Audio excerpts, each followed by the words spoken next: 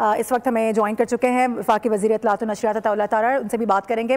अताउल्लाह तारर साहब, बहुत शुक्रिया वक्त देने के लिए। कहिएगा सबसे पहले तो ओवरऑल जो सिचुएशन इस वक्त है, जो हमला किया गया है पाकिस्तान के दारुल खिलाफा पर इस्लामाबाद में, उस पर क्या कमेंट करेंगे?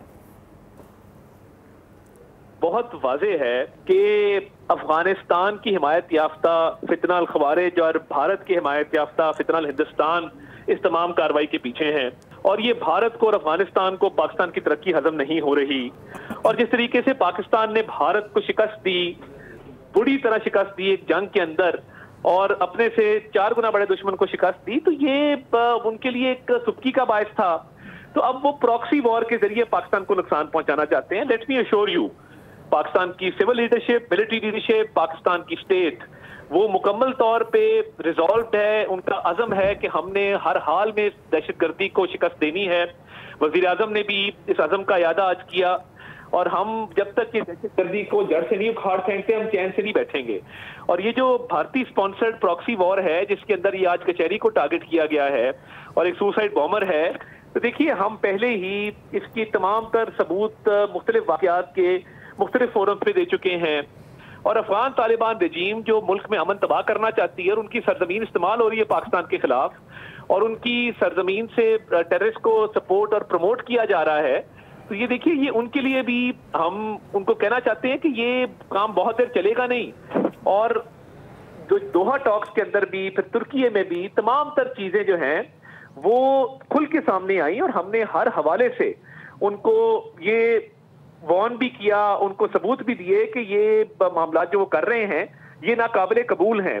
तो देखिए ये अब क्योंकि ये सॉफ्ट टारगेट के पीछे जा रहे हैं, ये जो दहशतगर्द हैं जिनको भारत की और अफगानिस्तान की पीछे से सपोर्ट हासिल है, इनकी कैपेसिटी नहीं रही कि ये हार्ड टारगेट्स के पीछे जाएं, इसीलिए सॉफ्ट टारगेट्स के पीछे जाते हैं।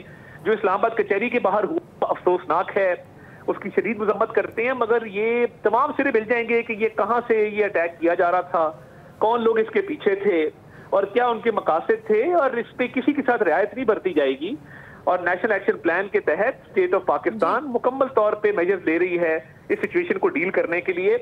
और सिक्योरिटी फोर्सेस पाकिस्तान की, armed forces, law enforcement agencies, उनकी पूरी कैपेसिटी है ऐसे फितनों को डील करने के लिए। और हमारे हौसले बुलंद हैं, और पाकिस्तानी कौम ने बड़ी कुर्बानियां दी हैं, और पाकिस्तानी कौम एक बड़ी रेजिलिएंट कौम है, और इन सारे दहशतगर्दों को शिकस्त होगी। भारत और अफगानिस्तान को भी इसमें शर्मिंदगी उठानी पड़ेगी, क्योंकि ये प्रॉक्सी वॉर कितनी देर चला लेंगे, ये आखिरी दमों पे मामलात हैं। और हम कौम को भी ये यकीन दिलाते हैं कि इंशाअल्लाह ताला बहुत जल्द इनका कला कमा होगा, और ये शिकस्त जो है वो इन दहशतगर्दों का मुकद्दर होगा जिनके पीछे अफगानिस्तान और भारत जो है वो उनकी पुष्पनाई कर रहा है। डायलॉग में तो हमने बड़ी क्लैरिटी के साथ कहा कि जो भी वाकयात हैं उसके सबूत सामने हैं, और अगर अफगानिस्तान की जमीन इस्तेमाल हुई पाकिस्तान के खिलाफ, या अफगानिस्तान की बैकिंग से जो दहशतगर्द हैं उन्होंने पाकिस्तान को नुकसान पहुंचाया, तो फिर देखिए फिर तो किस तरह मामलात आगे चलेंगे। तो ये तहकीकात हो लेने दें।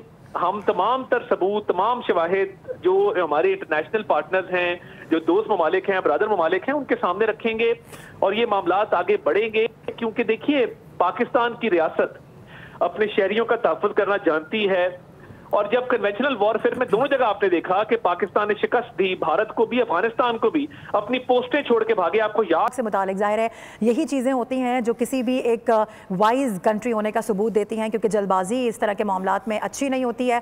जिस तरह से हम देख रहे हैं कि जल्दबाजी भारत की जानिब से और अफगानिस्तान की जानिब से की जा रही है, उसके फिर इस तरह के नताइज भी सामने आ रहे हैं। लेकिन पाकिस्तान की जानिब से भी बड़ा वाज़ेह कर दिया गया है, एक बार फिर से स्टेटमेंट दिया गया है। अताउल्लाह तारर हमारे साथ मौजूद थे, उनकी जानिब से भी ये कहा गया कि हम दूसरे ममालिक से गुफ्तगू करेंगे, जो हमारे दोस्त ममालिक हैं, जो दुनिया के बड़े ममालिक हैं, ताकतवर तरीन ममालिक, उनके पास हम जाएंगे, डेलीगेशंस लेकर उनको बताएंगे, उनके सामने रखेंगे कि किस तरह से पाकिस्तान को बार बार टारगेट किया जाता है, पाकिस्तान में दहशतगर्दी को किस तरह से इस वक्त जगह दी जा रही है, कौन कौन सी प्रॉक्सीज हैं जो कि इस वक्त पाकिस्तान में काम कर रही हैं। आगे आने वाले दिनों में इस पर भी काम होगा।